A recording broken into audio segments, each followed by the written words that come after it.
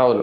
అంటే అంటే ఎంత స్ట్రిక్ట్ ఎందుకు చేస్తున్నారు సార్? ఒకవేళ ఇది ఎలక్షన్ కమిషన్ నిర్ణయమే అన్నా పోనీ రాజకీయాలు లేవనుకుందాం ఇందులో. ఇంత స్ట్రిక్ట్ అంతే ఎందుకు? నేను అనుకోవడం, అది తలతిక్క నిర్ణయం. ఎవడో అది ఎలక్షన్ సంఘంలో కూడా బుర్రా బుద్ధి లేనోడు ఎవడో పెట్టుంటాడు అది.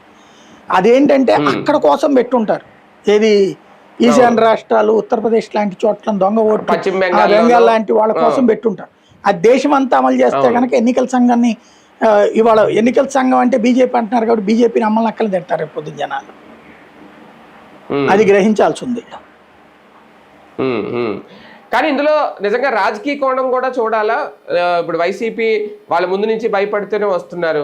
వైసీపీ ఓట్లు ఎక్కువ గల్లంత అవుతున్నాయని ఇప్పుడు వాళ్ళే చాలా చోట్ల చెప్తున్నారు. ఎంత బిఎల్ఓలున్నా, బిఎల్ఏలున్నా సరే పోతున్నాయనేది. అది ఎలా ఇక్కడ సాధ్యం? ఇద్దరి మధ్యన ఒక గ్యాప్ ఏంటంటే, తెలుగుదేశం దీన్ని ఒక కన్స్ట్రక్టివ్ వర్క్గా తీసుకుంది.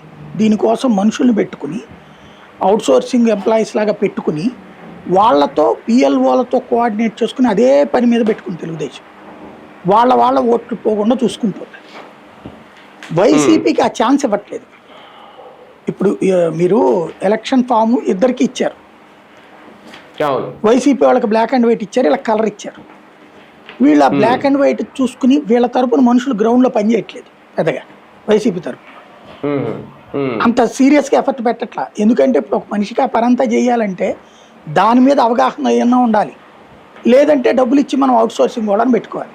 వీళ్ళకి డబ్బులు ఇచ్చి పెట్టుకునేందుకు అవును. సిద్ధంగా లేరు. వీళ్ళ హ్మ్. కార్యకర్తలకి అంత నాలెడ్జ్ లేదు దాని మీద. హ్మ్.